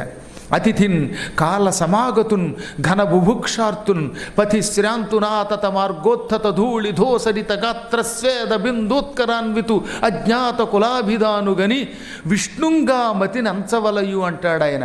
ఎవడైనా మధ్యాహ్నం పూట ఆకలికి ఇంటికొచ్చి అన్నమో రామచంద్ర ఆకలి ఆకలి అన్నం పెట్టండి అన్నటువంటి వాడిని, వాడు దుమ్ముతో ఉన్న ధూళితో ఉన్న పిచ్చాడైనా ముష్టివాడైనా వాడు ఎంత దౌర్భాగ్యుడైనా చెమటగొట్టు శరీరంతో ఉన్న విష్ణువు కింద భావించి తీసుకొచ్చి కూర్చోబెట్టి వాడికి అన్నం పెట్టవలసిందే. అందుకే అభ్యాగత స్వయం విష్ణు, అభ్యాగతుడు స్వయంగా విష్ణువు. ఇంత జ్ఞానం ఆయనకు లేక పురాణం చెప్పినవాడే, కానీ తాత్కాలికమైన అజ్ఞానంలో పడిపోయాడు. ఈ మడి ఆచారం అనే పిచ్చిలో పడిపోయాడు. పోండి, ఎదురు చూడగలిగితే ఎదురు చూడండి, రాముడు వచ్చాక నైవేద్యం పెట్టాక మీకు ప్రసాదం పెడతాను, లేదంటే పండు ఇంకో తోటకి పండనగా మేము ఆకులేమండి చచ్చిపోతున్నామండి అని వెళ్ళిపోయారట ఆ ముష్టి వాళ్ళిద్దరు. ఇంకా తర్వాత మళ్ళీ కూర్చుని బయటిన. 9 అయ్యింది, 10 అయ్యింది, 11 అయింది, 12 అయింది, ఎవరూ రావట్లేదు. ఇంతలో ఒక నల్ల కుక్క ఎర్ర కుక్క పరుగును గుడిసెలు దూరేయట. చిచ్చి దిక్కుమాలిన కుక్కలు, నైవేద్యం ముట్టుకుంటే ఎంత ప్రమాదం అని ఆ కుక్కల్ని కర్రబెట్టి టిక్ టిక్ అని కొట్టి తోలేశాడు. నైవేద్యం పెడదామని రాముడి కోసం కష్టపడి వంట చేసి లోపల పెడితే ముష్టాళ్ళు వస్తారు ముట్టుకోవడానికి, కుక్కలు వస్తున్నాయి. ఈ కుక్కల్ని ముష్టి వాళ్ళని తరమలేక నానాయాత్ర పడుతున్నాను, కానీ రాముడు రాడు ఏంటండి బాబు, లక్ష్మణుడు రాడు, మరీ ఎంత లేట్ అయ్యింది, కొంపదీసి రోడ్డు ఏమైనా పాడైందా, లేక ఆటోలో కూర్చుంటుంటే నడువులు పిడికాయా అనుకున్నాడు ఈయన. ఇంకా ఆ పూట రాముడు రాలేదు, లక్ష్మణుడు రాలేదు. చీకటి పడిందిట. పాపం నిరాశగా నీరసంగా ఆ గుడిసె బయటే కూర్చుని ఆంజనేయుడు రాముడు వస్తాడని చెప్పాడు రాలేదేమిటి అని బాధపడుతున్నట్ట. ఎంతలో చీకటి పడే సమయానికి ఆంజనేయుడు మళ్ళీ యథాప్రకారంగా ఈయనకి ముసలాడు రూపంలో దర్శనమిచ్చాడు. ఆంజనేయ, 41 రోజుల తర్వాత నిన్ను చూశాను. 41 ఏంటండి, నడకలో 1-2 రోజులు పోయాయి, మొత్తం మీద చాలా రోజుల తర్వాత నిన్ను చూశాను. నిన్ను చూచిన ఆనందం కంటే కోపం ఎక్కువగా ఉంది నాకు. రాజకీయ నాయకులైతే ఇచ్చిన మాట మర్చిపోతారు, మోసం చేస్తారని తెలుసు, కానీ నువ్వు కూడా మోసం చేస్తావా, ఇదేం అన్యాయం అన్నట్ట. అప్పుడు ఆంజనేయుడు నవ్వి నేనేం మోసం చేశానన్నాడు. మోసం కాకేమిటి, 40 రోజులు రామమంత్రం చేయమన్నావు, రామాయణం పారాయణ చేయమన్నావు, చేశాను. రాముడు వస్తాడు 41వ రోజు నైవేద్యం సిద్ధం చేయమన్నావు, గుడిసె నిండా నైవేద్యాలు సిద్ధం చేశాను. ఇన్ని చేసిన తర్వాత పొద్దున్నుంచి రాముడి కోసం ఎదురు చూశాను, కానీ రాముడు కాదు కదా, రాముడి కాలి కింద ఉన్న దుమ్ము కూడా రాలేదు మా ఇంట్లోకి, లక్ష్మణుడు రాలేదు, సీత రాలేదు, కుక్కలోనూ ముష్టి వాళ్ళు వస్తున్నారు, ఏమిటి అన్యాయం, నేను మలమల మాడిపోయాను పొద్దున్నుంచి అన్నట్ట. అప్పుడు ఆంజనేయుడు పకపకారవి, తులసి జ్ఞానివేమో అనుకున్నాను ఇంతకాలం, నేను నిన్ను జ్ఞానిగా భావించాను, కాదు నువ్వు అజ్ఞానివని అర్థమయ్యింది. లేకపోతే రాముడు రాలేదంటావా? రాముడు లక్ష్మణుడు ఇద్దరూ 2 సార్లు నీ ఇంటికి వచ్చారు. వాళ్ళని నువ్వు గౌరవించి ఉంటే సీత కూడా వచ్చేది, కానీ వాళ్ళని నువ్వు నిర్దాక్షిణ్యంగా అన్నం పెట్టకుండా నైవేద్యం పెట్టకుండా మెడబట్టు గంటేశావు. అనగానే తెల్లబోయి రామలక్ష్మణుడు 2 సార్లు ఎక్కడొచ్చారండి, అంత అబద్ధం అన్నట్ట. లేదు నాయన, మొదటిసారిగా 2 భిక్షుకులు వచ్చారే, అందులో నల్లగా ఉన్న ముష్టివాడు రాముడు, ఎర్రగా ఉన్నవాడు లక్ష్మణుడు. ముష్టివాళ్ల రూపంలో మారువేషంలో నీ ఇంటికి వచ్చారు భిక్ష కోసం. అనగానే తులసీదాస్ తెల్లబోయి రామలక్ష్మణులంటే కోదండములు పుచ్చుకొని కిరీటములు పెట్టుకొని ఆ నగలు వేసుకొస్తారనుకున్నాను, ముష్టివాళ్ల రూపంలో వస్తారని నాకేం తెలిసింది, నువ్వు ముందే ఎందుకు క్లూ ఇవ్వలేదన్నట్ట. క్లూ ఎలా ఇస్తాం మేము, అవి టాప్ సీక్రెట్స్, మంత్రరహస్యాలు, దేవరహస్యాలు. ఏం పురాణాలు చెప్పావు నీకు తెలియదా, దైవం మానుష రూపేణ అని వినలేదా? అనగా విన్నానండి, కానీ ఇప్పుడు భ్రమలో పడ్డానండి అన్నాడు ఆయన. ఇప్పుడు అర్థమైందా, రాముడు ఎప్పుడూ భక్తులను అనుగ్రహించటానికి ఏదో ఒక రూపంలో వస్తాడు, మానవ రూపంలోనో ఇంకో రూపంలోనో. ముష్టివాడి రూపంలో వచ్చాడు, నువ్వు చీపు అన్నావు. విగ్రహాలకి నైవేద్యం పెట్టే నీకు నిగ్రహం లేక, వాళ్లే దేవుళ్ళని గ్రహించలేక, ఆకలి కలమటిస్తున్నవాడు పరమాత్మస్వరూపుడని గ్రహించలేక అన్నం పెట్టక గెంటావు. అక్కడితో ఆగక మళ్ళీ రెండోసారి కుక్కల రూపంలో వచ్చారు. ఆ నల్ల కుక్కే రాముడు, ఎర్ర కుక్కే లక్ష్మణుడు. ఈసారి కూడా కర్ర పుచ్చుకుని తరిమేశావు. 2 సార్లు కర్ర పుచ్చుకుని తరిమేస్తే మూడోసారి రావడానికి, ముచ్చటగా మూడోసారి రావడానికి బుర్రలేనివాడు ఆ రాముడు. భగవంతుడు సిగ్గులేనివాడు అనుకున్నావా? 2 సార్లు గెంటేస్తే మూడోసారి రావడానికి. ముచ్చటగా 3 అనేది మానవులకి కానీ భగవంతునికి కాదు. అందుకే రాలేదనగానే ఈయన కన్నీళ్లు పెట్టుకుని పశ్చాత్తాపంతో ఆంజనేయుడు కాళ్ళు పట్టుకుని ఏడ్చేశాడు. ఎంత అజ్ఞానిని, ఎంత మూర్ఖుణ్ణి. ప్రతి ప్రాణిలో పరమాత్మ ఉంటాడని ఎన్నోసార్లు చెప్పాను. సునిచైవస్య పాకేచ పండితాః సమదర్శినః అని ఎన్నోసార్లు భగవద్గీత శ్లోకం చెప్పాను. కుక్క మాంసం తినేవాడిలో పండితులు పరమాత్మను చూస్తారని చెప్పాను. నేను ఆ విషయం మర్చిపోయాను. జరిగింది ఏదో జరిగింది. నాకు మాత్రం సీతారామ లక్ష్మణులు కనపడవలసిందే. కనపడకపోతే నీ కాళ్ళ మీద తలకాయ కొట్టుకుని మోదుకుని చచ్చిపోతాను, లేదా చిత్రకూటం పెంచి కిందకు దూకి చచ్చిపోతాను అనగా ఆయన జాలిపడి, నువ్వు భక్తుడివి, పొరపాటు చేసినా నీకు ఇచ్చిన మాట నిలబెట్టుకోవాల్సిందే అని ఒక్కసారి మళ్ళీ మహారూపం ధరించి తోకతో సీతారామ లక్ష్మణుల్ని బంధించి పట్టుకొచ్చి ఆయనకి దర్శనం ఇప్పించాడు. అందుకని ఆంజనేయుడిని పట్టుకోవాలి. ఆంజనేయుడిని పట్టుకుంటే రామదర్శనం అవుతుంది. తోకతో బంధించే శక్తి ఆయనకే ఉన్నది. ఆంజనేయుడి తోక ప్రణవం. అందుకే ఎప్పటికి కూడా కొంతమంది వాల పూజ అని చేస్తారు. నేను కూడా ఆంజనేయ జయంతి నాడు, అలాగే రామనవమి నాడు ఆంజనేయుడికి తోకకు అభిషేకం చేస్తాం. తోకకు అభిషేకం చేయటం పరమపుణ్యం. తోకని పూజిస్తే, ఆంజనేయుని తోకని పూజిస్తే ఏదో ఒకనాడు రామదర్శనం అవుతుంది. సీతారామ లక్ష్మణులు తోకతో బంధించి ఎదురుగుండా నిలబెట్టగానే బ్రహ్మానంద భరితుడైపోయాడు ఆయన. ఆశ్చర్యపోయాడు. అసలు నా జీవితంలో రామదర్శనం అవుతుందా అనుకున్నాను. అటువంటిది ఇక్కడ అయాచితంగా ఈ దర్శనం అయ్యిందనుకుని పులకించిపోయాడు. శ్రీరామచంద్రం శ్రితపారిజాతం సలక్ష్మణం భూమిసుతా సమేతం ఆజానుబాహుం రఘువంశ సోమం రాజాధిరాజం శిరసా నమామి అని భక్తితో స్తోత్రం చేశాడు ఆయన శ్రీరామచంద్రుణ్ణి. ఆయన ఎటువంటి వాడు? శ్రిత పారిజాతుడు. శ్రుతులు అంటే తనని ఆశ్రయించుకున్నవాళ్ళు. రామా నువ్వే దిక్కనే రాముణ్ణి ఆశ్రయించుకున్న వాళ్ళకి కోరిన కోరికలు తీర్చే కల్పవృక్షమట ఆయన. శ్రిత పారిజాతం, ఆశ్రయించుకున్న వాళ్ళ పాలిటి కల్పవృక్షం. లక్ష్మణునితో కూడా ఉన్నాడు. భూమి సుతా సమేతుడు, సీతా సమేతుడు ఆయన. చేతులు మోకాళ్ళకి తగిలేవాడు ఆయన. రఘువంశం అనే సముద్రానికి చంద్రుడు. రాజాధిరాజు అనే పేరు ఆయనకే చెల్లుతుంది. అటువంటి మహాత్ముణ్ణి రాముణ్ణి తల వంచి నమస్కరించి ప్రార్థిస్తున్నాననగానే రాముడు సంతోషించిన ఆయన, నువ్వు పరమ పూజ్యుడివి, కారణజన్ముడివి, తిరిగి కాశీ వెళ్ళు, నీ ఆశ్రమంలో రామాయణ ప్రవచనం పూర్తి చెయ్యి. ఈ రామాయణం సంస్కృతంలో 24,000 శ్లోకములతో ఉన్నది. దానిని రామచరితమానస్ అనే పేరుతో హిందీలో అవధి అనే భాషలో, హిందీలో కూడా అవధి అనే భాష అన్నమాట, ఆ ప్రాంతీయ భాషలో అవధి భాషలో రామచరితమానస్ రాయి. నీకు పునర్జన్మ ఉండదు, చరితార్థుడు అవుతావు. నువ్వు పూర్వజన్మలో వాల్మీకివి, అందులో మిగిలిపోయిన అంశాలను ఈ తులసీదాసు రూపంలో పూర్తి చేయడానికి వచ్చావన్నాడు ఆయన. ఇది స్వయంగా తులసీ రాసుకున్న ఆత్మకథ. ఆ తర్వాత వెంటనే రాముడి దగ్గర అందరి దగ్గర సెలవు తీసుకుని ఆశ్రమాన్ని ఎవరో ఉన్న భిక్షుకులకి, అక్కడున్న భిక్షుకులకి ఆశ్రమం ఇచ్చి వాళ్ళ హస్తగతం చేసి మళ్ళీ కాశీ వచ్చాడు. భక్తుల్ని పిలిచాడు. రామాయణ ప్రవచన పూర్తి చేశాడు. రామాయణం రామచరితమానస్ అనే పేరుతో రాస్తూ మరీ చెప్పాడు. ఆ రాసేటప్పుడు మరి గురువుగారి ప్రార్థన చేయకుండా ఎప్పుడు కూడా ఏ పని చేయకూడదు కదా. గురువుగారి అనుగ్రహం లేకుండా, గురువుగారు లేకుండా దీక్షాకంకణం కట్టేసుకుంటాం ఏంటి మరి. అందుకని ఆయన ఏం చేశాడు, ఇప్పుడు ఆంజనేయుడు తన గురువు, అందుకని ఆంజనేయుడే మంత్రం ఇచ్చి రామదర్శనం చేయించాడు కనుక ఆంజనేయుడి మీద ముందు హనుమాన్ చాలీసా రాశాడు. అప్పుడు రాశాడనమాట, శ్రీ గురు చరణ సరోజ రజని జమన ముకుర సుధారి అని గురువు యొక్క పాదములను పద్మములతో పోల్చి గురువు పాదాల కింద ఉన్న దుమ్ముతో మనస్సునే అద్దం శుభ్రం చేస్తారట. అద్దానికి బాగా మకిల పడితే ఏం చేసేవారో తెలుసా, ఇంత మట్టి దాని మీద వేసేలాగా తుడిచేసేవారు. అప్పుడు ఆ మకిల పోతుంది. నా మనస్సు మకిల పట్టిన మురికి పట్టిన అద్దం. ఈ మనస్సు అనేటటువంటి అద్దాన్ని గురుపాదముల కింద ఉన్న ధూళితో శుభ్రం చేసుకుంటున్నాను అన్నాడు ఆయన. ఆ తర్వాత జయ హనుమాన్ అని మొదలుపెట్టి చాలీసా రాశాడు. రాసి ఇంక మొత్తం రామాయణం రామచరితమానస్గా రాసి సుందరకాండని చెప్పడం మొదలుపెట్టాడు భక్తులకి. సుందరకాండని చెబుతూ ఏమన్నాడు? ఆంజనేయుడు లంకానగరానికి వెళ్ళాడు, సీతాన్వేషణ కోసం లంకంతా గాలించాడు. అక్కడ ఒక తామర పువ్వుల కొలను కనపడింది. ఇందులో ఉంటుందిగా. హనుమంతుడు కొలను చూశాడు.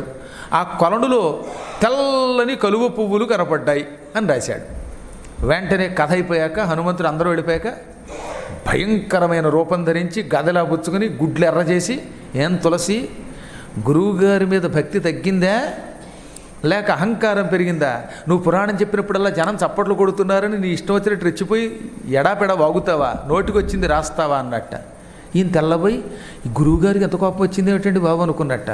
అనుకుని గురువుగారి కాళ్ళు పట్టుకుని చిచ్చిచ్చి ఎప్పుడు గురుభక్తి విడిచిపెట్టనండి, ఏదో పొరపాటున అలా దీక్షాకంకణ ధారణ చేశాం కానండి, గురుభక్తిలో లోపం లేదండి, మీ కాళ్ళు గట్టిగా పట్టుకుంటున్నానండి, నేనేం తప్పు చేశానండి అన్నట్ట. అప్పుడు అన్నాడు ఆయన, తప్పు కాకేమిటి, నేను లంకా నగరానికి వెళ్ళాను, సీత కోసం వెతికాను, అక్కడ చెరువు కనపడింది, ఆ చెరువులో ఎర్ర కలువలు ఎర్ర తామర పువ్వులు కనపడ్డాయి, నువ్వు తెల్ల తామర పువ్వులు తెల్ల కలువ పువ్వులు అంటావే, చూసింది నేను, నీ ఇష్టోత్తరుడు రాస్తావా అన్నట్ట.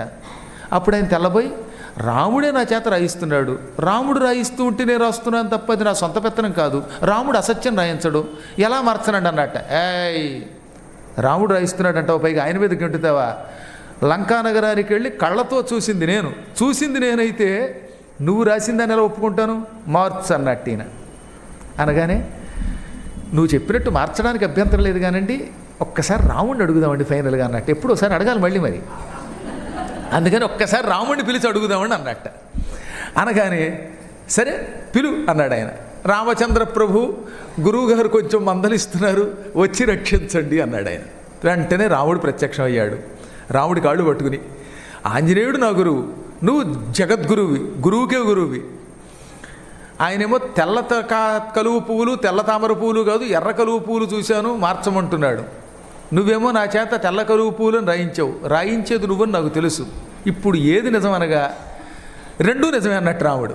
గొప్ప సాక్షి చెప్పేవయ్యా బాబు, రెండూ నిజం ఎలా అవుతాయి అన్నారు ఇద్దరు.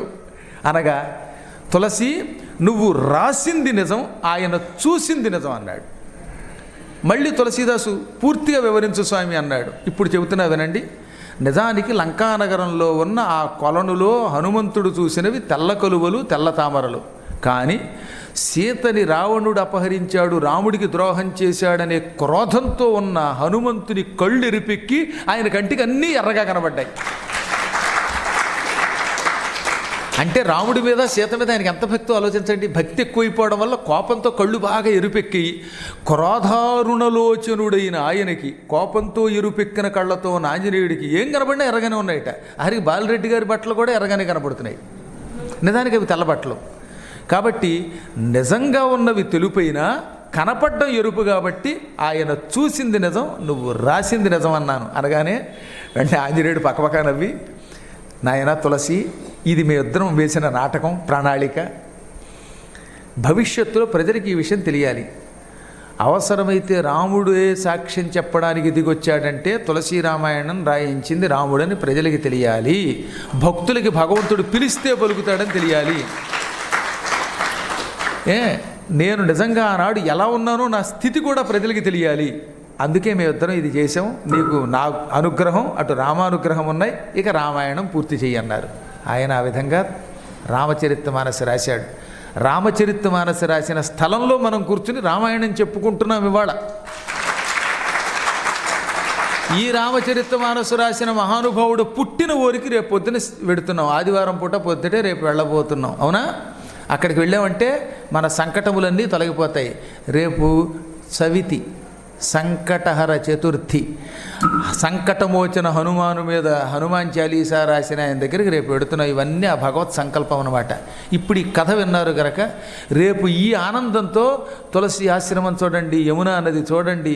ఈ పూట మనం ఆ పరమాత్మునికి, రామచంద్రుడికి, ఆంజనేయుడికి, సీతామాతకి, లక్ష్మణుడికి, వీరందరి గురించి మనకి వివరించిన మహానుభావుడు చిత్రకూట పర్వత ప్రాంగణంలో హనుమాన్ చాలీసా రాసినటువంటి అభినవ వాల్మీకి అయిన తులసీదాసుకి కూడా భక్తితో నమస్కారం చేసుకుందాం. జై శ్రీరామ్. ప్రసన్నవదనం ధ్యాయేత్ సర్వవిఘ్నోపశాంతయే. గురుర్బ్రహ్మ గురుర్విష్ణుర్ గురుర్దేవో మహేశ్వరః, గురుస్సాక్షాత్ పరం బ్రహ్మ తస్మై శ్రీ గురవే నమః. మృత్యుంజయాయ రుద్రాయ నీలకంఠాయ శంభవే, అమృతేశాయ శర్వాయ శ్రీమహాదేవతే నమః. అతులితబలధామం స్వర్ణశైలాభదేహం ధనుజవనకృశానుం జ్ఞానినామగ్రగణ్యం సకలగుణనిధానం వానరాణామధీశం రఘుపతిప్రియభక్తం వాతజాతం నమామి. గోష్పదీకృతవారాసిం వశకీకృతరాక్షసం రామాయణ మహామాలారత్నం వందే అనిలాత్మజం. నా అదృష్టం ఏంటో తెలుసునండి, రోజు పురాణం చెప్తుంటే ఎదురుగుండా నాకు ఆంజనేయుడు ఉన్నాడు. అందువల్ల నాకు ఏదో తెలియని తన్మయత్వం మరింత వచ్చేస్తుంది అనమాట. ఒకసారి చూడండి, ఎదురుగుండా కనబడుతున్నాడు ఆంజనేయుడు. అటు చూడండి అందరూ. అద్భుతమైన సింధూర వర్ణంలో ఆంజనేయ స్వామి వారు ఈసారి ప్రవచనంలో నాకు ఎదురుగుండా కూర్చున్నారు. ఎదురుగుండా మా సీతారామ లక్ష్మణులు పీఠ నుంచి తెచ్చిన స్వామిమూర్తులు ఉన్నారు. అవునా? అందువల్లనమాట. శ్రీ గురు చరణ సరోజ రజ నిజ మన ముకుర సుధారి వరణౌ రఘువర విమల యశ జోదాయక ఫలచారి బుద్ధిహీన తను జానికై సుమిరౌ పవన కుమార్ బల బుద్ధి విద్యా దేహు మొహి హరహు కలేశ వికార్ జయ హనుమాన జ్ఞాన గుణ సాగర జయ కపీశ తిహులోక ఉజాగర రామదూత అతులిత బలధామ అంజన పుత్ర పవన సుతనామ మహావీర విక్రమ బజరంగి నివార సుమతి కే సంగి కంచన వర్ణ విరాజ సువేశ కానన కుండల కుంచిత కేశ హాథ వజ్రరుధ్వజా విరాజై కాంతే ముంజనేవోచాజై శంకర సువన కేసరి నందన తేజ ప్రతాప మహాజగవందన విద్యావాన గుణీ అతి చాతుర ధామ కాజ కరివే కో ఆతుర ప్రభు చరిత్ర సునివే కో రసియా రాము లఖన సీతా మను బసియా సూక్ష్మ రూప ధరిసి యహి దిఖావా వికట రూప ధరి లంక జరావా భీమ రూప ధరి అసుర సంహారే రామచంద్ర కే కాజ సవారే లాయ సజీవన లఖన జియాయే శ్రీ రఘువీర హరఖి వరలాయే రఘుపతి కిన్హి बहुत बड़ाई कहा भरत सम तुम प्रिय भाई सहस वदन तुम्हरो यश गावै अस कहि श्रीपति कंठ लगावै सनकादिक ब्रह्मादि मुनीशा नारद शारद सहित अहिषा यम कुबेर दिगपाल जगाते कवि कोविद कहि सकै कहाते तुम उपकार सुग्रीव ही कीन्हा राम मिलाय राजपद दिन्हा तुम्हरो मंत्र विभीषण माना लंकेश्वर भय सब जग जाना युग सहस्र योजन पर भानु मधुर फल जानु प्रभु मुद्रिका मेलि मुख माही जलधि लांघि गए अचर जनाही दुर्गम काज जगत के जेते सुगमानुग्रह तुम्हारे तेते राम दुआरे तुम रखवारे होतन आज्ञा बिनु बैठारे सब सुख लहई तुम्हारी शरणा तुम रक्षक काहू को डरना आपन तेज संहारो आपै तीनों लोक हंकते कांपै भूत पिशाच निकट नहीं आवै महावीर जब नाम सुनावै नासै रोग हरै सब पीरा जपत निरंतर हनुमत वीरा संकट से हनुमान छुड़ावै मन क्रम वचन ध्यान जोलावै सब पर राम तपस्वी राजा तिनके काज सकल तुम साजा और मनोरथ जो कोई लावै तासु अमित जीवन फल पावै चारों युग परताप तुम्हारा है प्रसिद्ध जगत उजियारा साधु संत के तुम रखवारे असुर निकंदन राम दुलारे अष्ट सिद्धि नवनिधि के दाता असवर दिन जानकी माता तुम्हारे पासा सादर तुम रघुपति के दासा तुम्हारे भजन राम को भावै जन्म जन्म के दुख बिसरावै अंतकाल रघुपति पुर जाई जहाँ जन्मी हरि भक्त कहाई और देवता चित्त न धरई हनुमत से ही सर्व सुख करई संकट हटई मिटई सब पीरा जो सुमिरई हनुमत बलवीरा जय जय जय हनुमान गोसाई कृपा करो गुरुदेव की नाई यह शतवार पाठ कर जोई छोट ही बंदी महासुख होई जो यख पढ़ई हनुमान चालीसा होय सिद्धि साखी गौरीशा तुलसीदास सदा हरि चेरा की जयनाथ हृदय मगडेरा पवन तनय संकट हरन मंगल मूर्ति रूप राम लखन सीता सहित हृदय बसहु सुरभूप श्री राम जय जय राम श्री राम जय जय राम श्री राम जय जय राम